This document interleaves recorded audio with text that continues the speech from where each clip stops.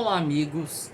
Esta é a nossa 13ª aula da disciplina Literaturas Africanas.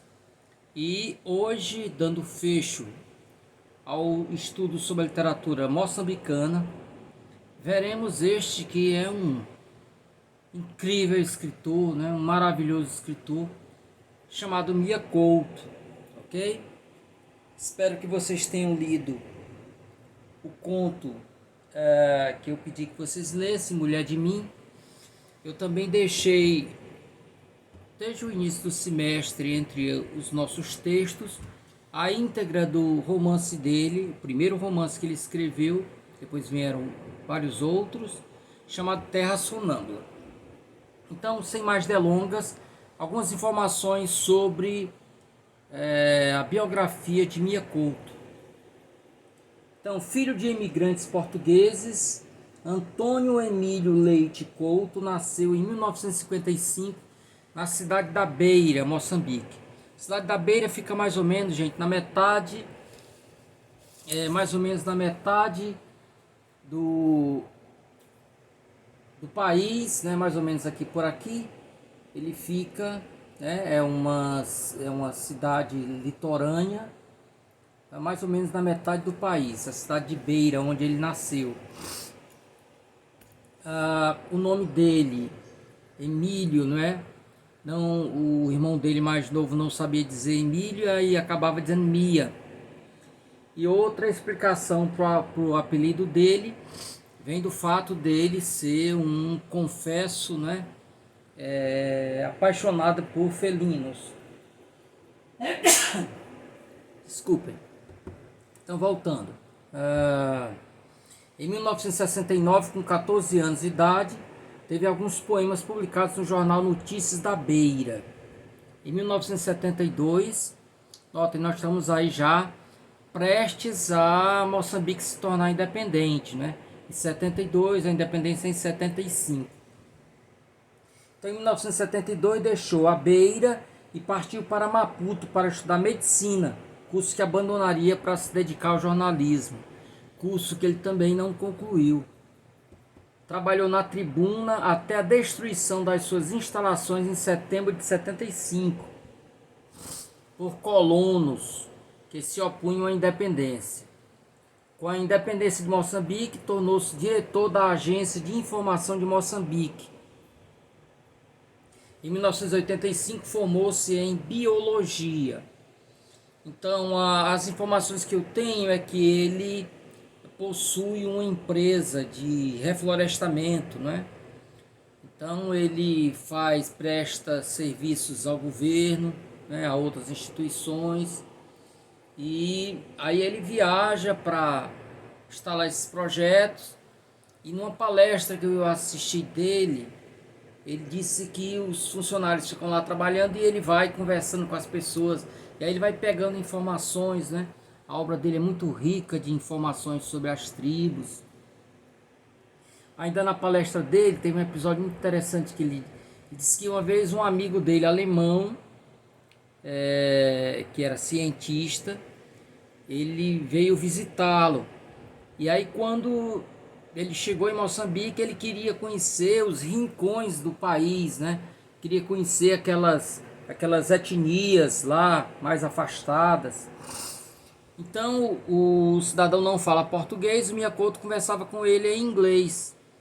E aí eles foram para uma localidade e visitaram lá uma tribo em que Mia Couto não falava também a língua. Então eles conseguiram um intérprete. Então olhem a confusão que era. Ele falava em português com o intérprete traduzia para o cidadão, para os nativos. Os nativos respondiam na língua dele, o cidadão traduzia para ele e ele traduzia para o inglês, para o alemão. Em um determinado momento, um cidadão lá da tribo quis saber qual era a profissão do visitante, do alemão. E aí o Mia Couto diz, é cientista.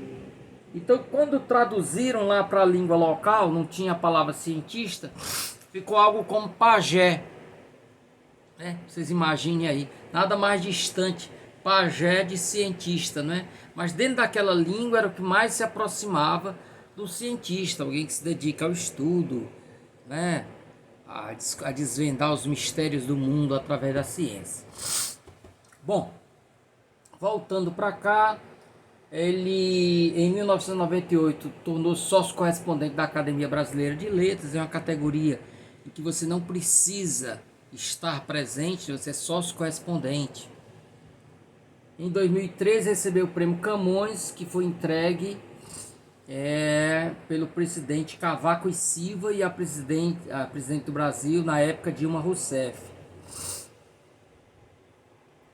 Então, ele começou, gente, escrevendo poesia. O primeiro livro dele, Raiz de Orvalho, de 1983, é um livro de poesias.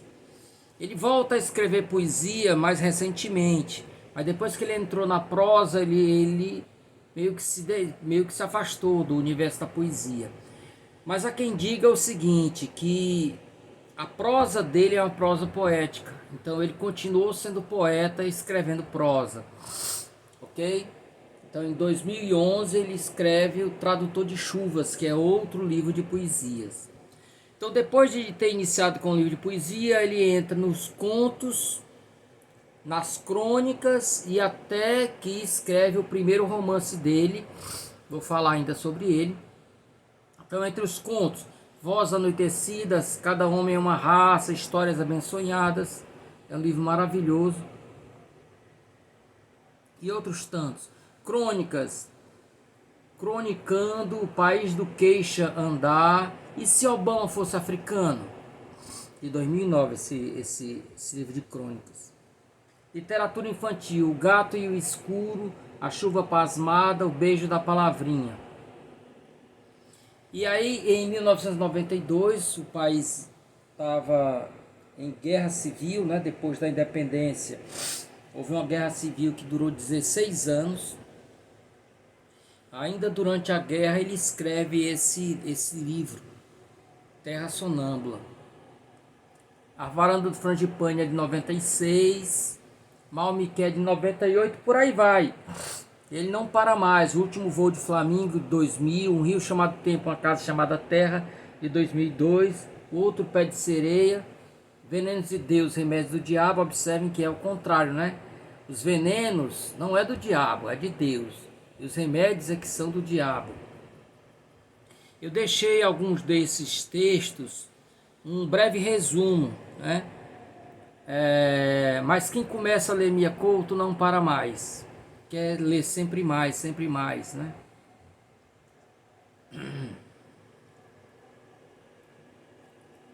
Então, o professor da Universidade de Coimbra, não é?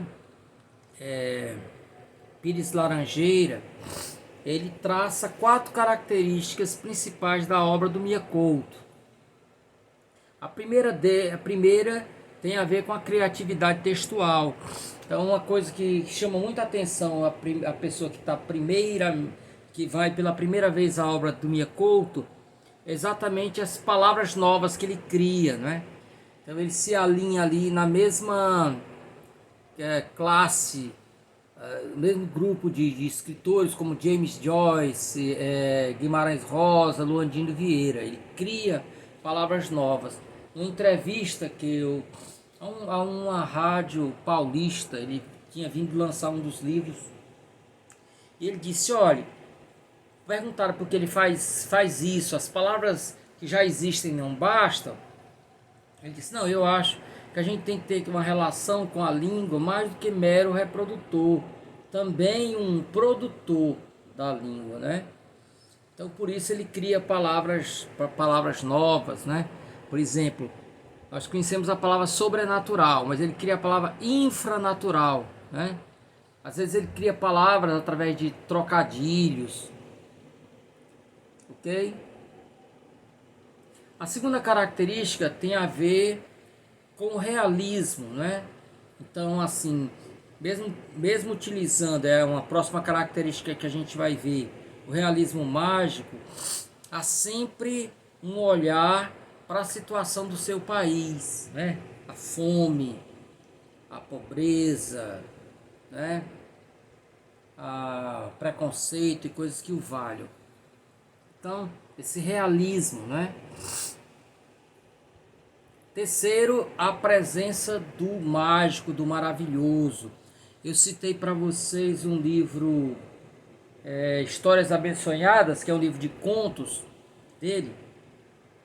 Estou aqui com o nariz sofrendo por conta que eu estou com o ventilador ligado aqui, mas já acabei de desligá-lo. Mas voltando para cá. Então, eu citei esse livro Histórias Abençonhadas. Olha aí, o próprio título, né? Mistura de bênção com sonho. Abençonhada. E é um livro de ponta a ponta marcada por esse realismo mágico. Acontecem coisas estranhas, né? E o realismo mágico é exatamente a possibilidade de você explicar pela linha da razão aquilo que você está vendo. Há uma discussão muito intensa sobre a, a adequação do termo realismo mágico para a literatura africana. Se prefere utilizar em relação à literatura africana o chamado realismo animista, né? Porque a África, pelo menos a tradição da África, ela não é tão cartesiana como o Ocidente. O Ocidente as coisas estão muito bem divididas. Aqui é o mundo material, aqui é o mundo sobrenatural, né? Então, nas religiões animistas, as coisas se confundem, né? Se confundem. Há um filme chamado Besouro, né? Que é sobre um capoeirista, um personagem que realmente existiu. Tem um determinado momento que ele começa a lutar contra um orixá, né? Os dois começam a lutar. Então, para nós aqui, a gente se perturba, né? Isso não perturbaria se fosse no contexto africano, em que a intervenção do sobrenatural no natural é constante, né? É vista como algo, entre aspas, natural. Então, no realismo fantástico, no Ocidente, essa intervenção do sobrenatural, essa entrada do sobrenatural no cotidiano, gera no leitor uma certa perturbação. Então, por isso mesmo, como na literatura africana e não é o mesmo impacto, né, ao leitor já acostumado com essa intervenção do sobrenatural natural, se prefere utilizar realismo animista, né, ou o conceito de fantástico aplicado ou casado com as religiões animistas. De toda forma, mesmo com esse longo parênteses aqui, o certo é que você vê esses acontecimentos mágicos constantemente, não é? No conto de abertura de Histórias Abençonhadas, um avô vai levando o filho para ver os panos. Na verdade, são fantasmas, né? O avô enxergava os fantasmas balançando para ele uns panos. E aí o menino não conseguia ver, né? Só depois, quando cresce, que já velho, ele está levando também o neto dele para ver os panos, né? E isso vai acontecer ao longo de todo o livro, ok? Então, se você pegar, por exemplo, o último voo do Flamingo, lá tem uma personagem que tem cara de velha, né? Mas, no entanto, ela é jovem, porque ela passou da idade de ter dormido com um homem, né? Então, ela é uma moça velha, chamada Temporina. Olha, é brincadeira com o nome, né? Tempo. Então, ela é velha no corpo, mas a idade dela é de jovem. Ela é cronologicamente uma jovem. O humor.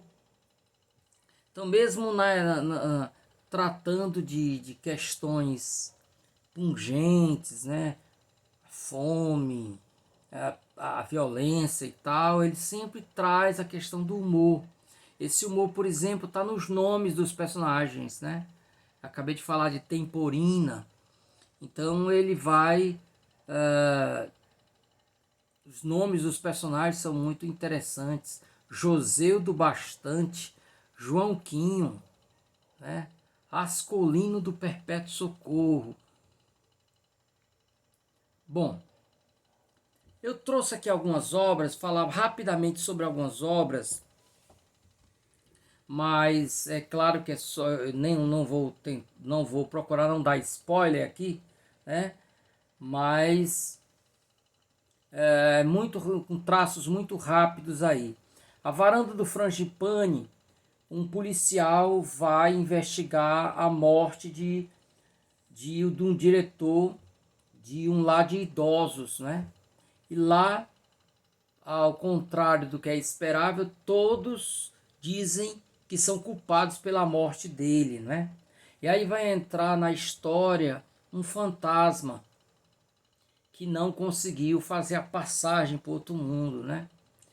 Então é uma mistura de mistério, de trama policialesca com essa questão desse fantasma.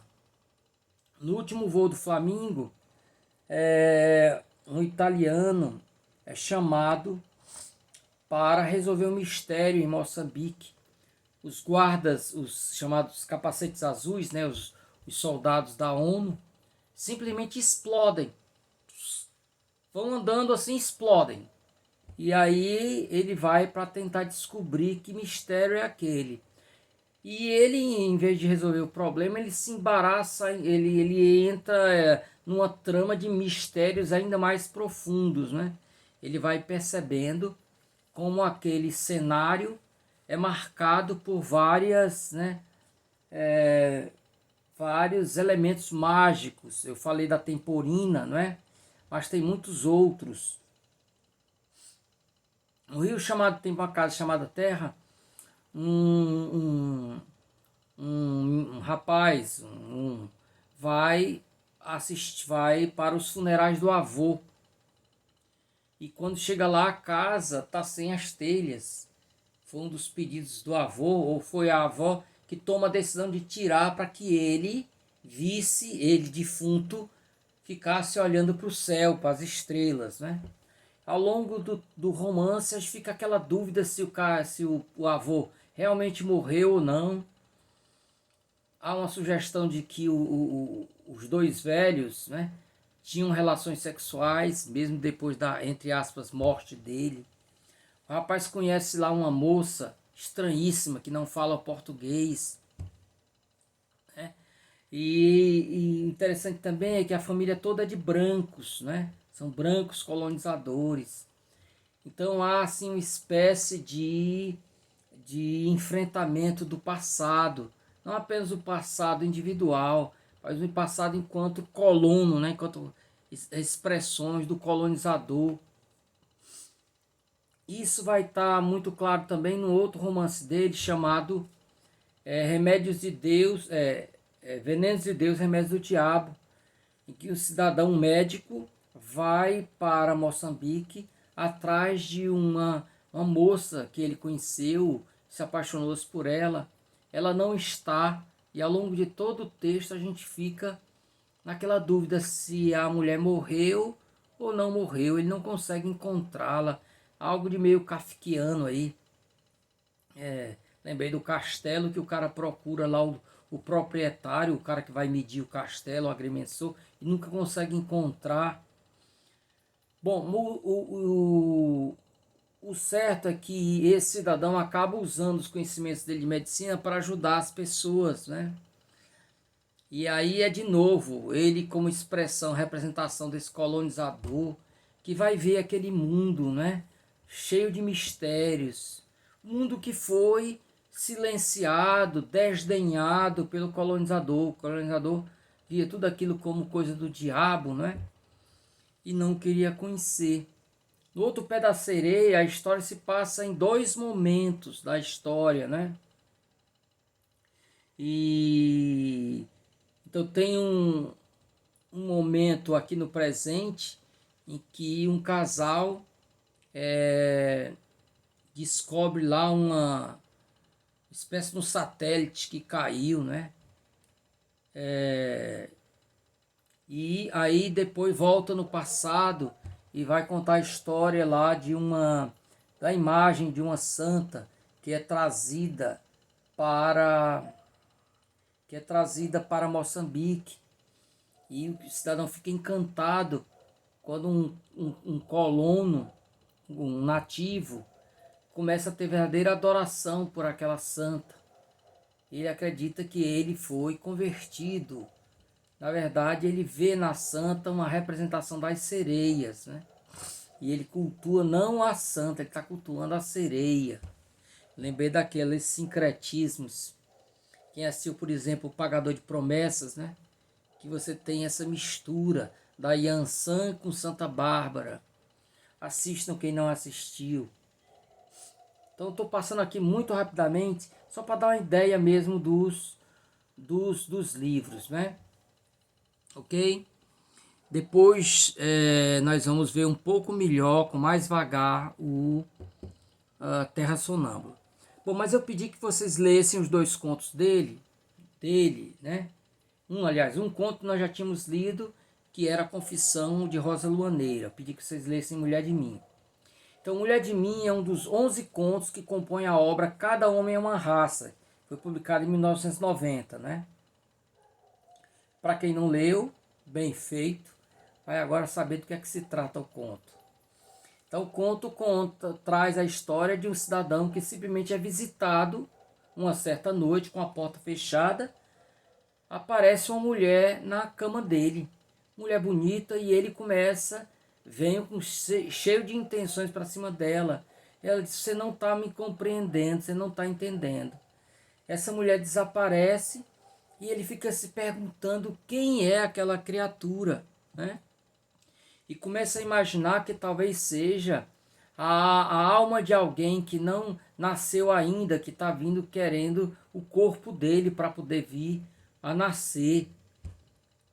E aí quando ela volta, ele vem com esse papo para cima dela: você não entendeu nada. Na verdade, ela era a dimensão feminina dele, né? A dimensão feminina, a metade mulher dele, né? Então, para que ele fosse completo, ela vinha para completá-lo. E aí nós temos várias características, aquelas características que eu já citei, você vê no conto. De início, a questão da criatividade verbal, né? Várias palavras que vão aparecer no texto, neologismo, como sonambular, né? Andar como sonâmbulo, tremurar, irrealizar-se. Então a gente sabe o que é realizar-se, mas irrealizar-se, meninar, ninhar-se, penumbrar-se. Adjetivos como lendável, irrazoável, futurível, infranatural. Advérbios nesse enquanto, né? Avemente. Substantivos como expectância, omniausência. Então, como existe onipotência, deve ter omniausência, que não está presente em nenhum lugar. Você tem todas aquelas também transgressões ao padrão culto da língua, como nós vimos, né, lá no a Confissão de Rosa Luaneira. Então, frases que começam com pronomes átonos: me veio, me levantei, me chegou, me adveio, né? Então, essas são as características do conto que se insere dentro do que Pires Laranjeira chama de criatividade textual, né? A criatividade no manejo com a língua. Outra característica que você observa no conto é a presença do mágico, do maravilhoso, do imaginário ancestral, do fantástico.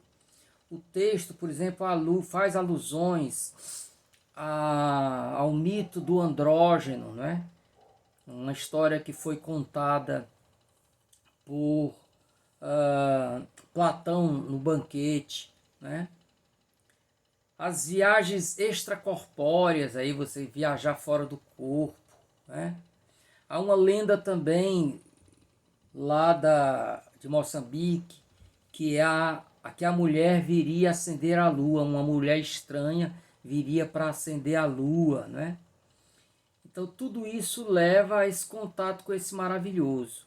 Ao mesmo tempo, é um maravilhoso a serviço do real, de discutir questões reais, não fica naquele universo apenas do fantástico, né? Ele se coloca a serviço, esse maravilhoso, de uma reflexão sobre a realidade, a necessidade de buscarmos a completude nossa, né? A nossa completude. Ainda dentro dessa discussão, você tem a reflexão sobre a identidade nacional ou cultural moçambicana, né? Tal como a personagem do conto, cabe a Moçambique e à África em geral trabalhar para conciliar as várias vozes que compõem seu tecido nacional. Lembrando que Moçambique é um país mestiço no sentido profundo, né? Várias culturas se interpenetram, várias vozes, vários interesses também, né?